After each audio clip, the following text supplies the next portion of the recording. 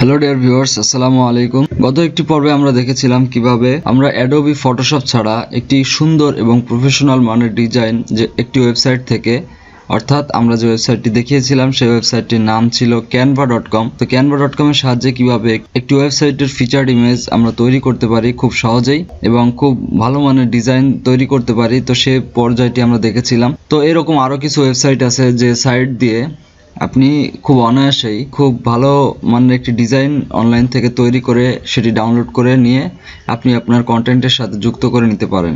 যেমন কন্টেন্ট হোক সে video content অথবা ওয়েবসাইটের যে কোনো কন্টেন্ট অথবা ইউটিউব থাম্বনেইল অথবা ফিচার্ড ইমেজ অথবা ইনস্টাগ্রাম স্টোরি, যাই হোক না কেন যে কোনো ধরনের ইমেজের ক্ষেত্রে আপনি খুব সুন্দর মানের একটি ডিজাইন তৈরি করতে পারবেন। তো আজকের পর্বে দেখে নেওয়া যাক আরও একটি ওয়েবসাইট যেটি দিয়ে আপনি খুব সহজেই, যদি আপনি canva.com ইউজ করতে একটু অসুবিধা বোধ করেন তো এই ক্ষেত্রে আপনি এই ওয়েবসাইটটি ইউজ করে আপনি খুব ভালো মানের একটি ইমেজ ডিজাইন করে নিতে পারেন।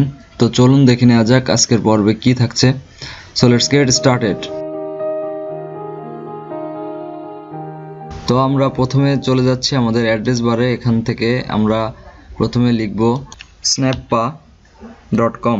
তো snappa.com লিখে এন্টার করার পরে আমরা চলে আসলাম snappa.com যে ওয়েবসাইটটি আছে। আমরা যে প্ল্যাটফর্ম থেকে ছবিটি এডিট করতে চাই তো সেই প্ল্যাটফর্মের নাম, সেই ওয়েবসাইটের নাম হচ্ছে snappa.com।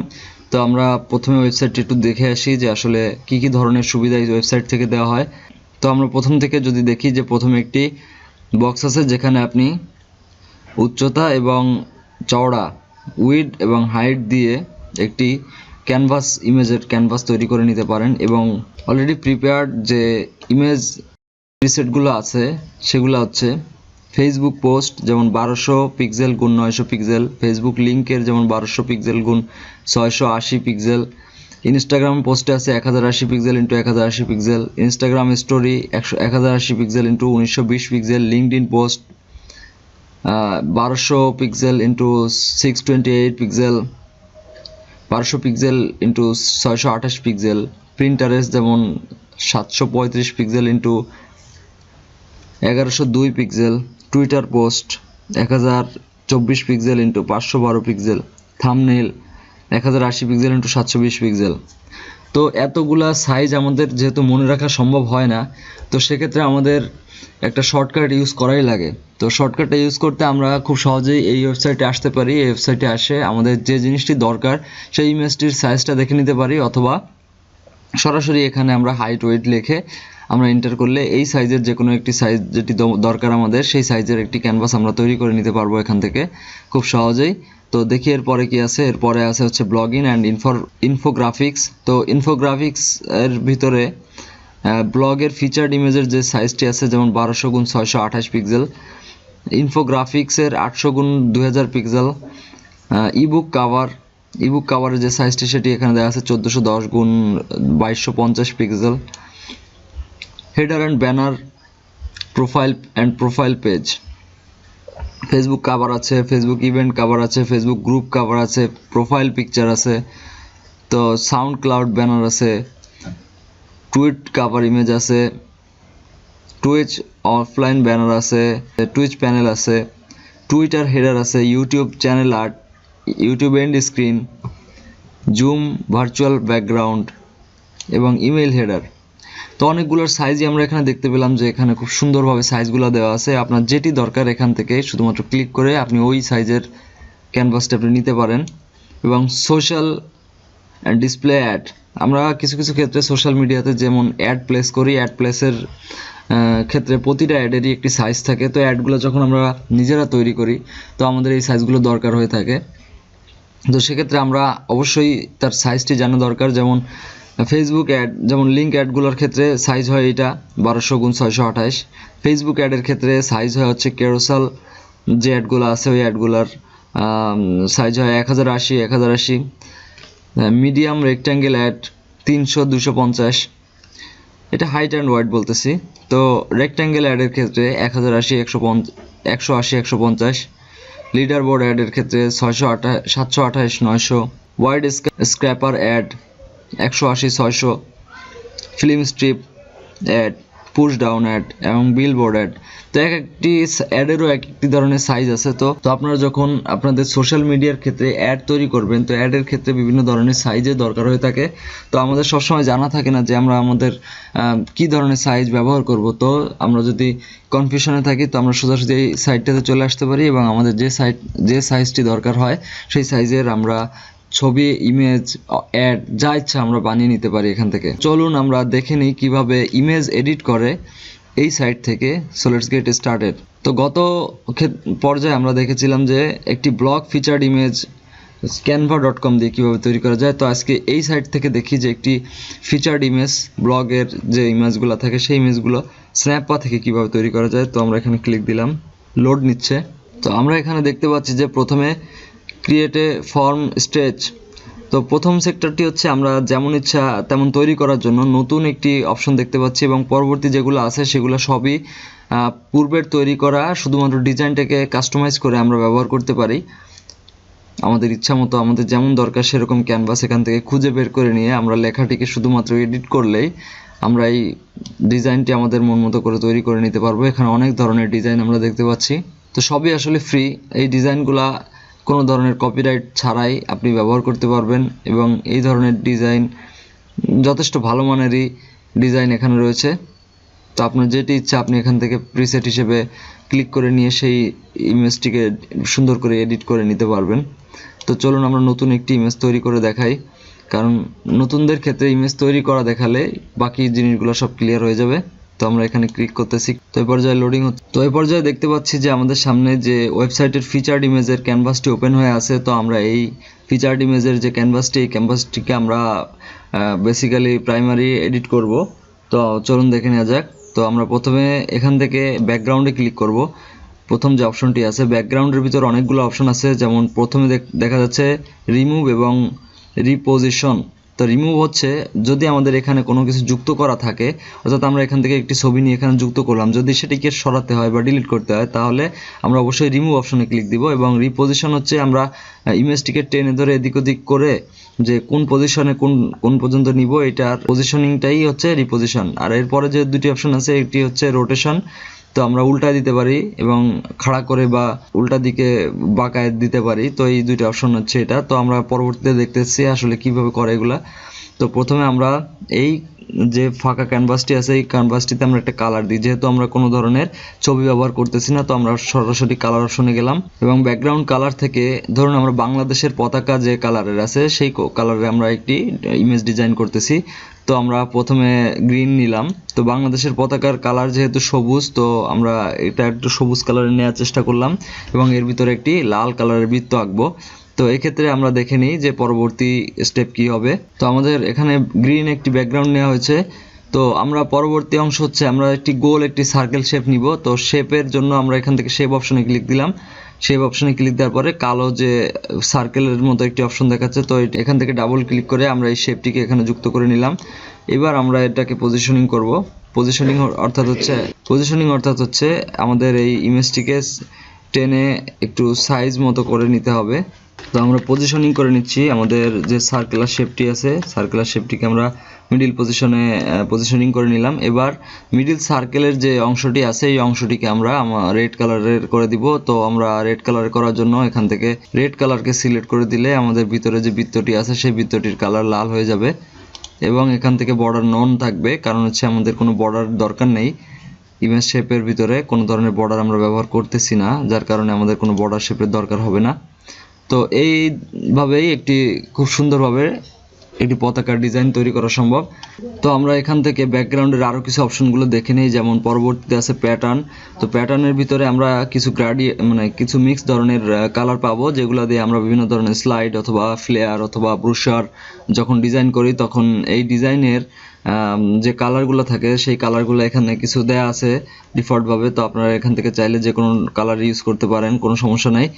এবং এর পরবর্তী যে অপশনটি আছে আপলোড। তো এখান থেকে আপলোড ইমেজে ক্লিক করে ডিভাইস অপশন পাবেন। ডিভাইস থেকে আপনার যে মাই কম্পিউটারের অপশনগুলো আছে সেখান থেকে আপনি চাইলে একটি ইমেজকে খুব সহজেই এখানে আপলোড করে সেই ইমেজটিকে কাজে লাগাতে পারেন। তো আমরা কিভাবে ইমেজ আপলোড করে একটি ইমেজকে এডিট করা হয় সেই পর্বটি আমরা অবশ্যই দেখেছি এর আগে। তো আপনারা যারা কাজ করবেন তারা একটু এখান থেকে ক্লিক করে নিজেদের কম্পিউটার থেকে আপলোড করে ইমেজ নিয়ে এডিট করবেন, তাহলে আপনাদের একবারেই পুরো এডিটের ব্যাপারটা ক্লিয়ার হয়ে যাবে। এবং এর পরবর্তী যে অপশনটি আছে কালার, সেটি তো দেখালামই। কালারের অপশনটি হচ্ছে এই যে ব্যাকগ্রাউন্ডের কালার এবং এই ভিতরে যে কালারটি, তো এই কালারটি আমি এই কালার অপশন থেকে সিলেক্ট করেছি। তো এই ছিল মোটামুটি ব্যাকগ্রাউন্ডের ব্যাপারগুলা। তো ব্যাকগ্রাউন্ড থেকেই আমরা একটি ফ্ল্যাগের শেপ তৈরি করে নিতে পারি এবং বিভিন্ন ধরনের কালার অ্যাড করতে পারি। তো এরপরে আমরা যে অপশনটি দেখতে যাচ্ছি সেটা হচ্ছে ইফেক্ট। তো ইফেক্ট, এখান থেকে বিভিন্ন ধরনের ইফেক্ট আপনি যুক্ত করে নিতে পারেন। যেহেতু আমাদের এখানে যেহেতু একটি সলিড ইফেক্ট আছে, সেহেতু আমরা আর ব্যাকগ্রাউন্ডকে পরিবর্তন করতে যাচ্ছি না। তো পরবর্তী অপশনটি আমরা দেখে নিচ্ছি। এখানে বিভিন্ন ধরনের ইফেক্ট আছে, তো ইফেক্টগুলো আপনারা যুক্ত করতে পারবেন। তো আমরা চলে যাচ্ছি টেক্সট অপশনে। তো টেক্সট অপশনের ভিতরে এখানে দেখতে পাচ্ছি 3 ধরনের টেক্সট আছে, অ্যাড এ হেডিং, অ্যাড এ সাব হেডিং, অ্যাড এ বডি টেক্সট। তো 3টা সাইজ। প্রথম যেটি আছে এটা হচ্ছে H1 ট্যাগের, পরবর্তী আছে আরেকটু ছোট, এবং লাস্টের যেটি আছে প্যারাগ্রাফ ট্যাগের সাইজের লেখাগুলো। তো প্রথম যে হেডিংটি আছে, হেডিংটি যদি আমরা যুক্ত করি তাহলে লেখাটি এইরকম শো করবে। তো এই লেখাটিকে আমরা যদি চেঞ্জ করতে চাই তাহলে এটির পরে ডাবল ক্লিক করে অবশ্যই এই লেখাটিকে আমরা এডিট করে নিব। তো আমরা এখানে যে লেখাটি ছিল সেটিকে আমরা পরিবর্তন করে আমরা বাংলাদেশ লিখলাম, এবং বাংলাদেশ লেখাটিকে আমরা যদি চাই যে স্থান পরিবর্তন করব, তাহলে এই যে আমরা ড্র্যাগ অ্যান্ড ড্রপ সিস্টেমে ক্লিক করে ধরে এনে যেখানে ইচ্ছা সেখানে আমরা বসিয়ে দিতে পারি। তো আমরা এই নিচের দিকে এখানে বসিয়ে রাখলাম আপাতত বোঝার স্বার্থে। তো আমরা এবার দেখতে পাই যে এই যে লেখাটি লিখলাম, এই লেখাটিকে পরিবর্তন করার জন্য এই পাশে কিছু অপশন আছে, যেমন ফ্রন্ট অপশন আছে। ফ্রন্ট অপশনের ভিতরে আরও কিছু অপশন আছে যেগুলো দিয়ে আমরা এই ফন্টটিকে বিভিন্ন ধরনের চেঞ্জ আপ করে নিতে পারি। যেমন এখানে যে আর্কিভো ব্ল্যাক নামে যে লেখাটি আছে, এটি একটি ফ্রন্টে লেখা হয়েছে। তো এখানে চাইলে আমরা এই ফন্টগুলো চেঞ্জ করে বিভিন্ন ধরনের ফন্ট যুক্ত করতে পারি এবং এখান থেকে নতুন ফন্ট ইউজ করতে পারি। তো ফন্ট অনেকগুলো আছে, আপনারা এখানে ক্লিক দিয়ে ফন্টগুলোকে দেখে নেবেন। তো পরবর্তী যে অপশনটি থাকে এখানে বোল্ড ইটালিক একসাথে, আন্ডারলাইন, এবং এই যে মাঝখান থেকে একটি দাগ, যেটি লেখার এই বরাবর একটি দাগ হয়ে থাকে মিডিল বরাবর। এবং এর পরবর্তী যে অপশনটি আছে সেটি হচ্ছে সাইজের জন্য। এর পরবর্তী যে অপশনটি আছে সেটি হচ্ছে সাইজের জন্য। আমি যদি লেখার সাইজকে কম বা বেশি করতে চাই তাহলে অবশ্যই এখান থেকে সাইজকে ইনক্রিজ বা ডিক্রিজ করে নিব। এর পরবর্তী যে অপশনটি আছে সেটি হচ্ছে অ্যালাইনমেন্টের জন্য। এটি হচ্ছে লেফট অ্যালাইনমেন্ট, এটা সেন্টার অ্যালাইনমেন্ট এবং এটা রাইট অ্যালাইনমেন্ট। তো লেফট অ্যালাইনমেন্ট দিলে আমার লেখাটি এদিকে চলে আসবে এবং সেন্টার অ্যালাইনমেন্টে এখন আছে, এবং যদি রাইট অ্যালাইনমেন্ট দিই তাহলে লেখাটা এই দিক থেকে চলে আসবে। তো এবার হচ্ছে লেটার স্পেসিং। এর ব্যাপারটা হচ্ছে আমাদের এই যে বি আর এর মাঝখানে যে ডিস্টেন্সটা আছে এটাকে বলা হচ্ছে লেটার স্পেসিং। তো আমরা যখন লেটার স্পেসিং আরো বাড়ায় দিব তখন এই লেখাগুলোর মাঝখানে আরো ডিস্টেন্সগুলো বেড়ে যাবে। আর লাইন হাইট হচ্ছে আমরা যদি লাইন লিখি, 2টা লাইন যদি এখানে যুক্ত করা হতো, যে নিচে যদি আমরা আরো একটি লাইন লিখতাম, সেক্ষেত্রে আমরা একটি লাইন আর আরেকটা লাইনের ভিতরে কতটুকু ডিস্টেন্স ব্যবহার করতেছি, তো সেটির একটি মেজারমেন্ট এখান থেকে করা যায়। সেটি আমরা কম বা বেশি এখান থেকে এই যে মাউসটি ক্লিক করে টেনে ধরে ড্র্যাগ অ্যান্ড ড্রপ করে আপ ডাউন করতে পারি। এরপরে যে অপশনটি আছে সেটি হচ্ছে শ্যাডো হচ্ছে মূলত এই যে লেখাটি লিখেছি, তো এই লেখাটির নিচে আরেকটি ছায়া, এই লেখাটির একটি ছায়া পড়বে কিনা, তো সেটা এখান থেকে সেট করে দেওয়া যায়।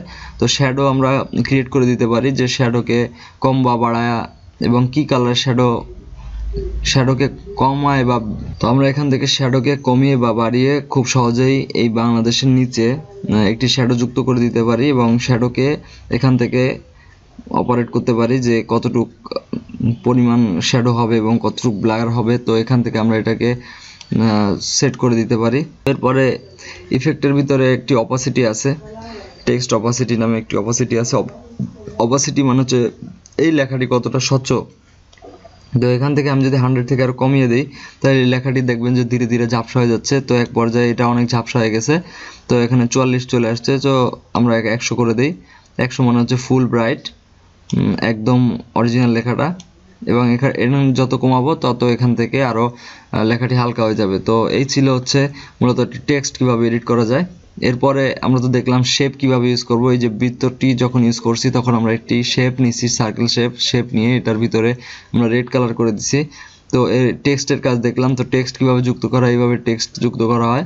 এবং ইফেক্ট তো আমরা দেখলামই যে ইফেক্ট হচ্ছে বিভিন্ন ধরনের কালার যুক্ত করা যায়। যেহেতু আমরা একটি সলিড কালার ব্যবহার করতেছি তো এই জন্য আর আমরা ইফেক্ট দেইনি। আমাদের পতাকার কালার যেহেতু সবুজ এবং লাল, যার কারণে কোনো ধরনের ইফেক্ট ব্যবহার করলে আমাদের সাথে সাথে এই কালারটি পরিবর্তন হয়ে যাবে, যার কারণে আমরা আর ইফেক্ট ব্যবহার করিনি। তো পরবর্তীতে আমরা দেখি গ্রাফিক্স অপশনে কি আছে। গ্রাফিক্স অপশনে দেখতে পাচ্ছি যে আইকন, ভেক্টর, ফটোস এবং আপলোড অপশন তো আগেই বোঝা হয়ে গেছে যে আপলোড হচ্ছে আমরা ডেস্কটপ থেকে কোনো কিছু আপলোড করতে পারবো। ফটো হচ্ছে যে কোনো ধরনের ছবি আমরা এই ছবির উপরে যুক্ত করতে পারবো। ভেক্টর হচ্ছে কিছু ধরনের ইলাস্ট্রেশন করা কিছু ইমেজ ক্লিপ যেগুলা আমরা অনেক জুম করেও এর অরিজিনাল আকৃতি পেয়ে থাকি। এই ধরনের ইমেজকে বলা হয় ভেক্টর ইমেজ। যে পিএনজি ফাইলগুলো যে হিসেবে তৈরি করা হয়, পিএনজি ফাইলগুলো আসলে সবগুলাই ভেক্টর ইমেজ, এসভিজে ফরম্যাটে আমরা ভেক্টর ইমেজগুলো ব্যবহার করে থাকি। তো এই যে ধরনের সাইজগুলো, এই সাইজগুলো আমরা যতই জুম করি না কেন তো এটা ফাটার সম্ভাবনা থাকে না। ইমেজ যত বড়ই হোক না কেন সেক্ষেত্রে এই আর্টটার কোনো ধরনের পরিবর্তন হবে না। তো এটাই হচ্ছে ভেক্টরের বৈশিষ্ট্য। এবং আইকন হচ্ছে বিভিন্ন ধরনের আইকন আমরা যুক্ত করতে পারি। তো আমরা দু একটি আইকন দেখাই যে কেমনে যুক্ত করতে হয়। তো এখান থেকে সিম্পল ডাবল ক্লিক করলেই যে কোনো একটি আইকনকে আমরা ডাবল ক্লিক করে আমাদের ইমেজের ভিতর যুক্ত করে নিতে পারি, তো কোনো ব্যাপার না। তো এখানে দেখতে পাচ্ছি যে বাংলাদেশের ফটোর ভিতরে আমাদের একটি আইকন যুক্ত হয়ে আছে। তো যেহেতু আমাদের ফটো সৌন্দর্যটি এটি নষ্ট করতেছে, তো দেখলাম জাস্ট যে কিভাবে আইকনটা যুক্ত করা হয়। তো এটার অপাসিটি আবার কমানো বাড়ানো যায়, যে আমি হালকা করে দিতে পারবো এখান থেকে। খুবই সিম্পল। এটাকে বিভিন্ন ডিগ্রিতে ঘোরাতে পারবো, উল্টাতে পারবো, ফ্লিপ অর্থাৎ উল্টানো এবং রোটেট অর্থাৎ ঘোরানো। তো আমরা যেহেতু এটি নিয়ে আর বেশি কাজ করতে চাচ্ছি না, সো এটাই পর্যন্ত থাকলো। তো আমরা বাংলাদেশ লেখাটিকে একটু প্লেস করে দিচ্ছি এবং এই অপশনটি ডিলিট করে দিচ্ছি। এখান থেকে ক্লিক করে ডিলিট বাটনে আপনার কিবোর্ড থেকে প্রেস করলেই ডিলিট হয়ে যাবে। এবং এর পরবর্তী যে অপশনগুলো আছে, আনডু হচ্ছে আমরা প্রিভিয়াস একটি এডিট করেছি, হঠাৎ করে কোনো ক্লিকের কারণে মুছে গেছে অথবা কোনো কারণে এটি এদিক ওদিকে পজিশনিং ঘুরে গেছে, তো আমরা আনডুতে ক্লিক করলে সেই পজিশনটি আবার ব্যাক পাবো। এবং পরবর্তী যে অপশনটি আছে এটা হচ্ছে রিডু, অর্থাৎ আমরা সামনে যে এডিটটা করেছিলাম সেই এডিটের দিকে যাওয়ার জন্য যদি আমরা ব্যাকে চলে যাই তা আবার সামনে যাওয়ার দরকার পড়ে, সেক্ষেত্রে আমরা রিডুতে ক্লিক দিব। এটা হচ্ছে কপি। কোনো একটি ইমেজের একটি অংশকে ক্লিক করে ধরে এখানে চাপ দিলে সেই অংশটি কপি হয়ে যাবে এবং পরবর্তীতে ইমেজের যে কোনো অংশে আবার সেটিকে রিপ্লেস করতে পারবো। এইগুলো হচ্ছে লেয়ার আপ এবং লেয়ার ডাউন। তো লেয়ার ডাউনের ক্ষেত্রে হচ্ছে আমরা কিছু ক্ষেত্রে দেখি যে একটা লেয়ারের উপর আরেকটা ছবি, আরেকটা লেয়ারের উপর আরেকটা ছবি। তো এই ধরনের লেয়ারের সাথে সাথে একটি ছবি থাকে, যে একটি ছবির নিচে আরেকটা আছে, তার নিচে আরেকটি আছে। তো এই ক্ষেত্রে অনেকগুলো সিলেক্ট করার প্রসেস এখান থেকে আসে। তো এইখান থেকে দুটি অপশন, যখন আমরা অনেকগুলো লেয়ার নিয়ে কাজ করব এই দুইটি ইনেবল হয়ে যাবে। তো তখন আমরা এখান থেকে আপস অ্যান্ড ডাউনস করতে পারবো, যে এই লেয়ারগুলো এগুলার পরে হবে, এই লেয়ারগুলো এটার আগে হবে। তো এই জিনিসগুলো এখান থেকে আমরা সিলেক্ট করতে পারি। এবং ডিলিট যে অপশনটা আছে, তো ডিলিট আমরা সিম্পল যে জিনিসটি ডিলিট করবো, সাপোজ এটি ডিলিট করবো, এটির পরে ক্লিক দিয়ে এখানে ডিলিটে চাপ দিলে এটি ডিলিট হয়ে যাবে। তো এই যে দেখুন এখানে ক্লিক দেওয়ার পরে এই যে জিনিসগুলা চলে আসছে। তো এই জিনিসগুলো হচ্ছে এই সবুজের উপরে যেহেতু আমরা এই লাল জিনিসটিকে সেট আপ করেছি, তো এই জিনিসটি অবশ্যই মুভ লেয়ার ফরওয়ার্ড। তো এই যে লেয়ারটি দেখতে পাচ্ছি, এই লেয়ারটি আমরা উপরে চাইলে নিয়ে আসতে পারি। তো এই লেয়ারটি ডাউনে যাবে না, কারণ হচ্ছে এই লেয়ারটি যাবে যদি আমরা এখানে ক্লিক দিই, তাহলে এই সবুজটা উপরে চলে আসবে, এই লালটা সবুজের নিচে চলে যাবে। তো সেক্ষেত্রে আমার পুরো বর্ডারটি সবুজ হয়ে যাবে, যার কারণে আমরা এটা দিব না। এই ছিল অবস্থা। তো এরপরে যেটি আছে এটা হচ্ছে টগল গ্রিড। তো আমরা যদি অনেকগুলা টগল আকারে একটি ফটোকে গ্রিড ভিউতে সাজাতে চাই, যে অনেকগুলা ফ্রেম এখানে যুক্ত করা দরকার হবে, যেমন কলেজ ফটোগুলা থাকে, তো ওই ধরনের ফটো তৈরি করা যায় এখান থেকে ক্লিক দিয়ে, খুব সহজে, কোনো ব্যাপার না, এগুলো একদম ইজি ব্যাপার। এবং এটি হচ্ছে টগল স্ন্যাপ টু গ্রিড। তো এই অপশনগুলো খুব একটা ব্যবহার করা হয় না ইমেজের ক্ষেত্রে। তো এই ছিল একটি ইমেজ খুব বেসিক লেভেল থেকে কিভাবে এডিট করে একটি ভালো মানের ইমেজ তৈরি করা যায় এইভাবে। আরও কিছু গুরুত্বপূর্ণ কথা হচ্ছে যে আপনি চাইলে এখান থেকে ইমেজটিকে রিসাইজ করে নিতে পারবেন। যে এখানে আছে 1200x600, তো আমাদের যদি আরও ছোট বা বড় দরকার হয় তাহলে এই রিসাইজে ক্লিক দিয়ে আমরা কাস্টমাইজ করে নিতে পারি খুব সহজেই। এবং ইমেজের নামটিকে এখান থেকে পরিবর্তন করে নিতে পারি। এই যে স্পেসার যে দেখাচ্ছে, এখান থেকে ক্লিক করে ধরে আমরা যদি নাম দিই যে বাংলাদেশ, তো এখানে নাম হয়ে যাবে বাংলাদেশ। তো এই অ্যাকাউন্টের ব্যাপারে একটু কথা বলি, তা হচ্ছে snapper.com। দিয়ে কোনো ধরনের ফটো এডিট করতে হলে অবশ্যই আমাদেরকে একটি অ্যাকাউন্ট থাকতে হবে। অ্যাকাউন্টটি ক্রিয়েট করা খুবই সিম্পল। সো অ্যাকাউন্টটি কীভাবে ক্রিয়েট করতে হয় সে সম্পর্কে কিছু কথা বলি। তা হচ্ছে আমরা খুব সহজেই snappa.com-এ আসবো, এসে আমাদের একটি ইমেল দিয়ে এবং একটি ইউজার নেম দিয়ে এবং 4 অক্ষরের একটি ডিজিট পাসওয়ার্ড দিয়ে আমরা এন্টার দিলেই আমাদের একটি অ্যাকাউন্ট ক্রিয়েট হয়ে যাবে এবং আমরা ওই অ্যাকাউন্টের ভিতরে আমাদের যত ধরনের ছবি আমরা এডিট করব পরবর্তীতে সব ধরনের ছবিগুলো এখানে একটি ব্যাকআপ হিসেবে থাকবে এবং আপনি চাইলে পরে এখান থেকে আবার রিইউজ করে নিতে পারবেন, অর্থাৎ ডাউনলোড করে নিতে পারবেন। তো সেটা খুবই সিম্পল, কোনো ব্যাপার না, একদম ইজি টু ইউজ। তো আপনারা চাইলে এখান থেকে খুব সহজেই আপনি একটি প্রফেশনাল মানের এবং খুব ভালো মানের ডিজাইন করে একটি ছবিকে তৈরি করে নিতে পারেন আপনার বিভিন্ন কাজের পারপাজে, যেমন website, YouTube thumbnail, YouTube intro, extro, mobile apps, তারপর বিভিন্ন ধরনের অ্যাড শো করার জন্য, ব্যানার অ্যাড, ইন্টারস্টিশিয়াল অ্যাড, এই ধরনের অ্যাড তৈরি করার জন্য যে ধরনের সাইজ দরকার হয় সব ধরনের সাইজ আপনি এখান থেকে ক্রিয়েট করে নিতে পারবেন। এবং আপনি এখান থেকে যে ছবিটি তৈরি করেছেন এই ছবিটিকে যদি ডাউনলোড করতে চান তাহলে এখান থেকে সরাসরি সেভ অপশনে ক্লিক দিতে পারেন অথবা ডাউনলোডে ক্লিক দিতে পারেন। ডাউনলোডে ক্লিক দিলে এখান থেকে সেভ অপশন থেকে ডিরেক্ট ডাউনলোডে ক্লিক দিয়ে কোন সাইজে আপনি ডাউনলোড করতে চান এখান থেকে আপনি ডাউনলোড করতে পারেন। যে ওয়েব অপটিমাইজ জেপিজে আছে, হাই রেজুলেশন পিএনজি আছে, রেটিনা জেপিজে আছে 2x, রেটিনা পিএনজি আছে 2x। তো রেটিনার ক্ষেত্রে একটু কথা বলি। রেটিনা ইমেজগুলো যেখানে লাগে তা হচ্ছে আমাদের ওয়েবসাইটের প্রথমে যে লোগোটি থাকে এই পর্যায়ে একটি লোগো আমরা প্রতিটি ওয়েবসাইটে দেখতে পাই। তো এই পর্যায়ে ওয়েবসাইটে একটি জেপিজে এবং একটি পিএনজি, এই দুইটা ফরম্যাটে আমাদের লোগোটিকে আপলোড করার দরকার হয়ে থাকে। কারণ হচ্ছে জেপিজেগুলো হচ্ছে আমাদের যে অ্যান্ড্রয়েড এবং ফোন যেগুলো আছে উইদাউট অ্যাপল কোম্পানির ফোন বাদে যতগুলো কোম্পানির ফোন আছে সব কোম্পানির ফোন থেকে আমরা ওয়েবসাইটের যে লোগোটি দেখি সেটি হচ্ছে মূলত জেপিজে রেটিনা, এবং পিএনজি রেটিনা যেটা থাকে সেটি হচ্ছে আমরা অ্যাপল থেকে দেখতে পাই। কারণ হচ্ছে অ্যাপলের যে প্ল্যাটফর্ম সেই প্ল্যাটফর্ম আসলে রেটিনা জেপিজেটাকে রিড করে না, ওরা সাধারণত রেটিনা পিএনজি যে ফাইলটি আছে 2x সাইজের ওই ফাইলটিকে তারা এই যে পর্যায়ে যে মেইন যে লোগোটি থাকে ওই লোগোটিকে রিড করে। তো আমরা এখান থেকে চাইলে ওয়েবসাইটের রেটিনা জেপিজে এবং রেটিনা পিএনজি দুটো এখান থেকে ক্রিয়েট করে নিতে পারি। তো এখান থেকে শেয়ার অপশন আছে, সিম্পল, আমরা এখান থেকে খুব সহজেই আমরা সোশ্যাল মিডিয়াগুলোতে শেয়ার করতে পারি খুব ইজিভাবে। তো এক্ষেত্রে আমরা ওয়েব অপটিমাইজড জেপিজে যে অপশনটি আছে এটি সিলেক্ট করে নিচ্ছি যে ওয়েবসাইটের যে জেপিজে ফরম্যাটটি আমার দরকার সেই ফরম্যাটটি আমরা ডাউনলোড করতে চাই। তো এখানে দেখতে পাচ্ছি যে downloading your image, just a moment while we generate your image. তো এখান থেকে জেনারেট হয়ে অটোমেটিক আমাদের ডাউনলোড হয়ে যাবে ইমেজটি। তো এরপরে আমরা ইমেজটিকে ইউজ করতে পারবো without any copyright, without any hazel, কোনো ধরনের ঝামেলা ছাড়াই এই ধরনের ইমেজগুলো আপনি ব্যবহার করতে পারেন। কারণ এই ইমেজগুলো পুরাই ইউনিক এবং কোথাও কোনো কপিরাইট ছাড়াই আপনার দ্বারা তৈরিকৃত নতুন একটি ইমেজ। এই ছিল আজকের topic. If you like this video please subscribe my channel and press the bell icon. So see you in another video. Till then, thank you so much. Thank you all. Bye bye.